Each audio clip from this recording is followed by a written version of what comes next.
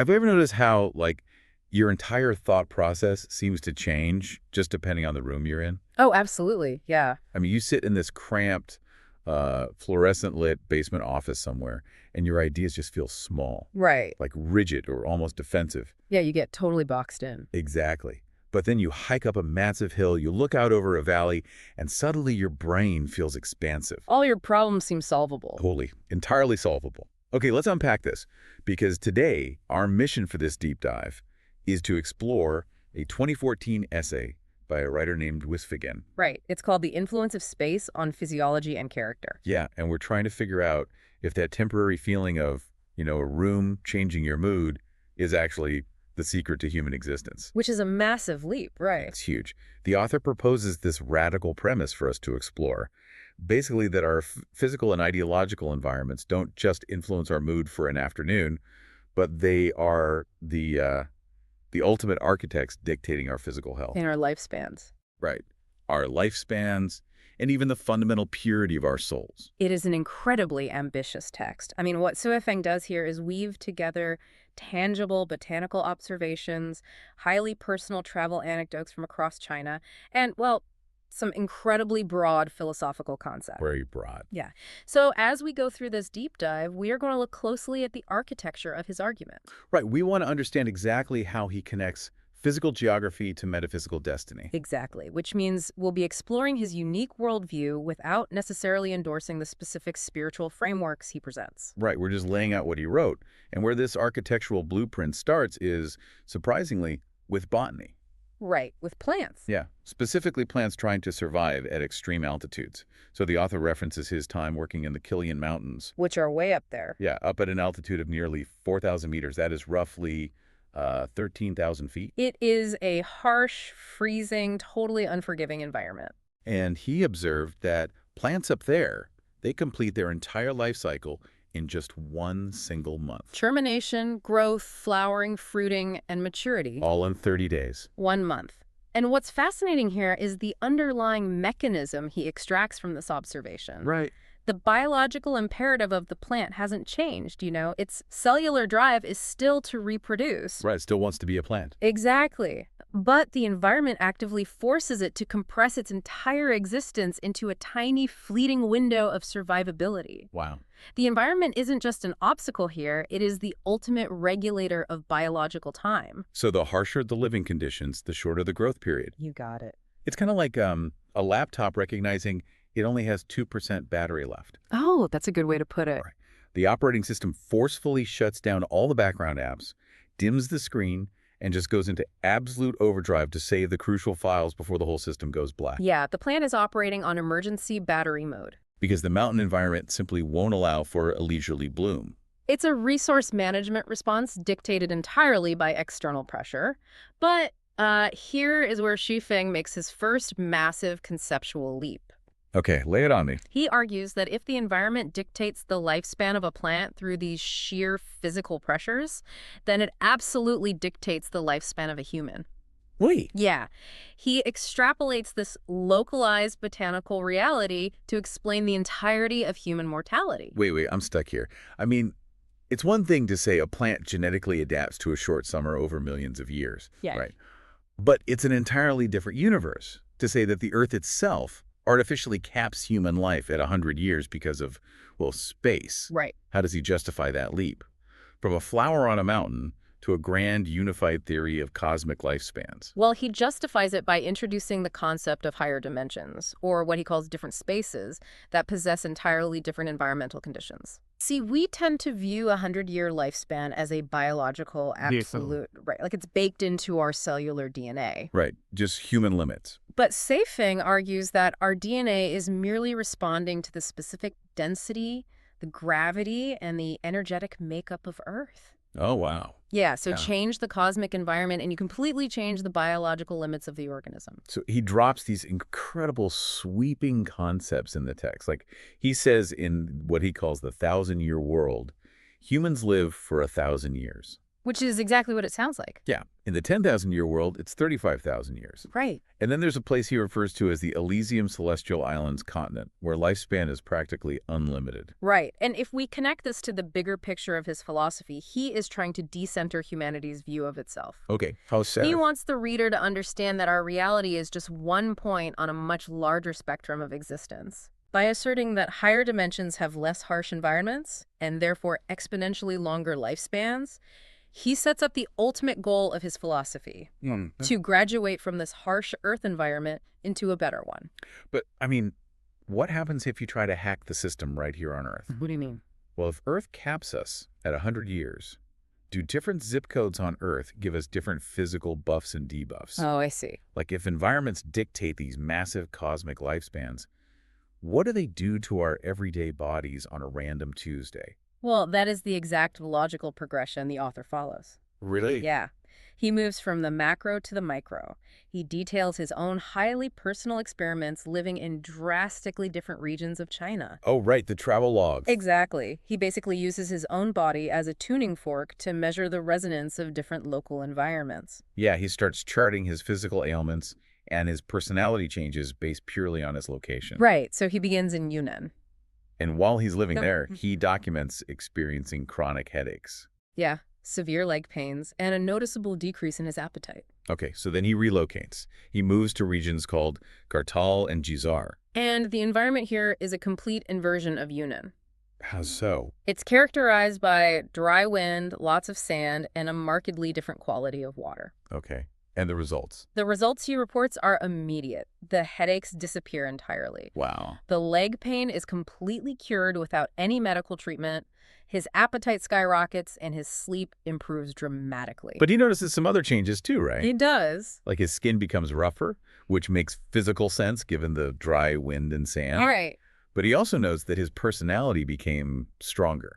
Yeah, and this raises an important question about the mechanism of change. Right. Like, how does wind alter personality? Well, the author implies that the harshness of the dry wind and blowing sand isn't just a physical irritant on the epidermis. It's deeper than that. Exactly. It forces a psychological hardening as a basic survival mechanism. Oh, I see. Your nervous system is constantly receiving aggressive sensory input from the elements. So your baseline psychological posture becomes more rigid, more defensive. Okay. Your personality strengthens to match the friction of the space. It's literally like an RPG character swapping out armor sets. Yes. You equip the Kartal and Gizar armor, and you instantly get +10 to pain relief and +10 to sleep quality. Right. But you take a -5 penalty to skin smoothness, and your character gains the strong personality trait. It is very much like that. And he continues this geographical experiment. Next, he moves to Nanhua. Okay, Memo. Now, Nanhua is described as having beautiful scenery, a tranquil atmosphere, and people who are simple and honest. And his stats change again. They do. The tranquil environment of Nanhua acts on his nervous system, making him less anxious. Right. He feels his personality becoming milder, losing that defensive edge he built up in the desert. And his rough skin smooths out. It does. He even points out that people from a community called Lifechanyuan who live in Nanhua look significantly younger. Right. Like at least 2 years younger than their actual age. Okay, let's pause right there, because we should clarify that term. Good idea. What exactly is Lifechanyuan? Good catch. So Lifechanyuan is the specific spiritual and philosophical community founded by the author Suifeng. Wow. So when he talks about people from Lifechanyuan looking younger, he is observing his own followers. Followers who have adopted his philosophy. Exactly. They're living together in this tranquil environment, and he attributes their youthful appearance to the lack of environmental friction in Nanhua. Okay, but the Nanhua environment has its own debuffs. It does. Because while his headache stayed away, his legs and feet started feeling perpetually cold again. Right. Which was something that wasn't an issue back in the dry, windy regions. No, not at all. So if he's curing one ailment but causing another every time he moves, it sounds like there's no way to actually win this game. It does seem that way. Like, are we just doomed to pick our poison? Is there an actual solution here, or is a perfect environment impossible? Well, according to Shuifeng, looking for a perfect environment to stay in permanently is entirely the wrong goal. The core thesis he arrives at through this travelogue of aches and pains is the concept of solidification. Solidification. He concludes that long-term residency in any single environment, even a really pleasant one like an Anhua, will solidify your physiology and your personality traits. Solidify. Like pouring concrete around your nervous system. Precisely. If you stay in one place, the environment locks you into a specific physical and psychological state. Wow. The positive aspects of that environment will persist, sure, but crucially, the negative aspects are highly unlikely to ever improve. Right. As he puts it, the gentle will remain gentle, but troublemakers will continue to cause trouble. The healthy stay healthy, but the sick will remain unwell. So if you're living in an environment that is making you anxious or causing you physical pain, and you refuse to change that environment, you are essentially choosing to solidify that sickness to your very being. Yes, and he explicitly notes that the illness he's referring to isn't just joint pain or cold legs. It's bigger than that. Much bigger. He's primarily referring to personality defects and mental health issues. Which brings us to a really challenging part of this entire deep dive. Because if our joints and our skin are solidifying based on our physical geography, what happens to our thoughts when we stay in the same mental space? Yeah, this is where the essay shifts profoundly. Right. It moves from an observation of physical health to a massive diagnosis of societal and spiritual health.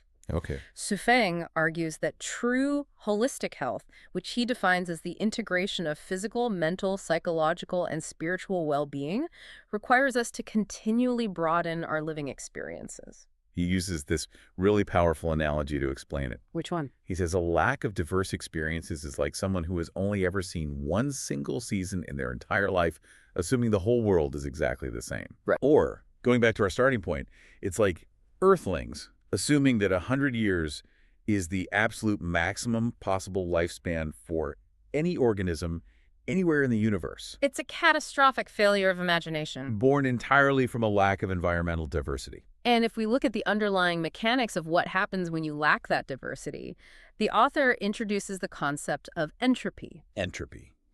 Now, in physics, entropy is the measure of disorder in a closed system. Right. Things break down. Exactly. Without new energy being introduced, things naturally degrade and fall apart. Like a sealed terrarium. That's a perfect example. A sealed terrarium that gets too much moisture. Without fresh air circulating, it just rots. It rots. Weifeng applies this exact law of physics to ideology. Oh, wow. If you remain immersed in a singular ideological system for an extended period, your mind becomes a closed system. And the entropy sets in. Exactly. Without the fresh air of new perspectives, the text states that this ideological stagnation leads inevitably to closed-mindedness, self-doubt, arrogance, and extremist thoughts. The intellectual system just breaks down. It breaks down completely. And he doesn't just apply this to individuals either. He goes bigger. He argues that this stagnation, this increase in ideological entropy, ultimately results in the destruction of nations, political parties, religions, and whole countries. So what does this all mean for you listening right now? It's a big question. Think about your daily routines. I mean, we live in an era of perfectly curated social media feeds. Right. Algorithms specifically designed to show us only what we already agree with. And these digital echo chambers that comfortably reinforce our existing beliefs. Comfort being the key word there. Right, but I have to push back a little on the author here. Is comfort really a sickness? Well, Because we build routines and tailored environments to survive the stress of modern life. Are perfectly tailored algorithms actually a form of deep spiritual sickness? according to Schweffing's framework, the answer is a resounding yes. Wow. Comfort is the feeling of concrete setting. The solidification. Exactly. Prolonged interaction with the exact same group of people and continuous adherence to the exact same ideology will inevitably lead to what he calls serious illnesses. Manifesting as Severe defects in consciousness. The comfort you feel is just the absence of the friction required for growth. Okay, so if ideological stagnation is the disease, and we are all potentially suffering from it in our little algorithm bubbles, Right. what is the actual practical cure? The author prescribes something we could call radical cross-pollination. Radical cross-pollination, I like that. Yeah. To achieve true health, to possess a fully developed consciousness and maintain a pure soul, he says you must widely embrace new ideas. Perspectives. ideologies, lifestyles. All of it. But he doesn't leave it vague. He demands highly specific, intentionally challenging interactions. He actually provides a literal checklist of ideological hybridization. He does. Listen to this list. He says, Buddhists must learn from Muslims. Right. Muslims must learn from Taoism. Taoists must learn from Christianity. Christians must learn from atheism. It's a very specific chain. And it goes both ways for secular thought, too, right?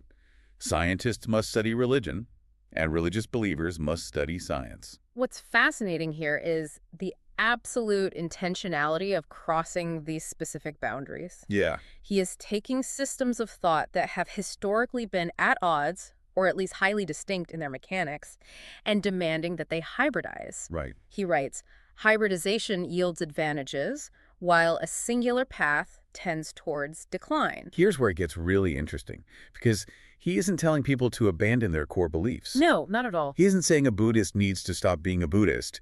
He's saying the Buddhist needs to actively inject the perspectives of Islam into their worldview. It's an intellectual workout. Exactly. The cognitive dissonance of holding two opposing viewpoints forces the brain to create new neural pathways. Which prevents the entropy he warned about earlier. Yes, that is the exact mechanism at play. It aligns perfectly with the desire to be truly well-informed. Right. The author is framing the consumption of diverse, conflicting information not just as a polite intellectual exercise, but as a biological and spiritual necessity for health. Wow. If a Taoist learns from Christianity, they are introducing the active, externally focused energy of Christian philosophy into the internal, flowing nature of Taoism. And that friction generates energy. Exactly. The energy needed to keep the system alive. It is a brilliant antidote to modern tribalism. It really is. But how do you actually execute that? Eh. I mean, it's one thing to say, I'm going to read a book from an opposing viewpoint today. Sure. It's another thing entirely to live a life of constant environmental and ideological rotation. Yeah. How does someone avoid solidification in the real world? Well, that brings us to the real-world application of this philosophy. Okay. Because Xuefeng didn't just write this essay as an abstract thought experiment. He didn't. No, he applied it directly to his own community. He mentions the second home of Lifechanyuan. Right, the community we defined earlier where people were looking 2 years younger. Yeah. Yes, that one. He designed this second home to be an international family. Okay. And to prevent the very stagnation, the entropy, and the sickness we just discussed, he implemented a strict mandatory rule for the community members. Who he refers to as Lifechanyuan celestials. Right. Right. To prevent their consciousness from solidifying, they are required to completely switch to a different branch of the community every 3 years. Every 3 years, a mandatory relocation. Yes. Think about the massive logistical nightmare and the psychological toll of that for a second. It's intense. We know from basic attachment theory that human beings thrive on deep, stable community bonds. Of course. I mean, it takes years to build real credit, to establish a child in a school system, to plant a garden and watch it grow. Right. Just as you get comfortable, just as your nervous system finally relaxes into a space, boom, you have to pack up your entire life and move to a completely different environment with a completely different group of people. But the friction you were describing is entirely the point. It is. Yeah. If we connect this to the bigger picture, the author views that exact anxiety, that logistical friction, as the very thing keeping the soul alive. Oh, wow. 3 years is roughly the time it takes for novelty to become routine. It's the window he determined before solidification sets in. So if you stay longer than that, Your personality hardens, your biases deepen, and the environment stops curing you and starts trapping you. so the anxiety of moving is actually the antidote to the entropy of staying. Precisely. By forcing this constant disruption, the community members are never allowed to form echo chambers. They can't. No, they are constantly exposed to new local environments, new interpersonal dynamics, and new challenges. Right. He writes that by constantly changing your physical living space and constantly changing the group of people you live with, your consciousness is forced to adapt. And therefore becomes more and more perfect. Exactly. And what is the ultimate end game of all this moving? Well, he states that this constant cycle of environmental disruption purifies the soul, increases the quality of your life, and ultimately prepares you to enter a higher level space of life. Oh, circling back to the beginning. Yes, it's the training ground for those cosmic 35,000-year lifespans he mentioned at the very start. So you have to prove you can handle fluidity and continuous change here on Earth before you can graduate to the higher dimensions. That's the theory. It is a breathtakingly cohesive worldview. It really is. I mean, we started with a tiny plant freezing on a mountain at 13,000 feet, forced to compress its entire life into a single month. Right. And from understanding the mechanism of that biological pressure, we journeyed through curing headaches with harsh desert sand, diagnosing digital algorithms as spiritual diseases, Yep. prescribing atheism to Christians to prevent ideological rot, and finally, mandating that an entire community uproot their lives every 3 years to achieve cosmic perfection. It is a masterful example of synthesizing physical observation with deep philosophical application. And, whether you accept his spiritual conclusions regarding higher dimensions or not, the underlying challenge Xu Feng presents regarding human stagnation is incredibly relevant to how we construct our modern lives. Which brings this right back to you. Yeah. We want you to evaluate your own habitat today. Look around you. Yeah, look around. Are you sitting in the exact same physical space you sat in yesterday? Mm. Are you interacting with the exact same group of people? Are you engaging with the exact same ideas? Reading the same news sources and nodding along with the exact same opinions? Right. Because if the answer is yes, you might be letting the concrete set around your consciousness. And this raises an important question for you to ponder long after this deep dive ends. What's that? Think back to that feeling of stepping out of a stuffy room into the fresh air. That expansiveness. Right. If a mere change in altitude, a shift in the local water supply, or actively engaging with a fiercely opposing viewpoint can physically alter our personalities. Cure our chronic ailments, purify our minds. Exactly. What entirely different, potentially extraordinary version of yourself is currently lying dormant inside of you, just waiting for the right climate or the right friction to finally bloom?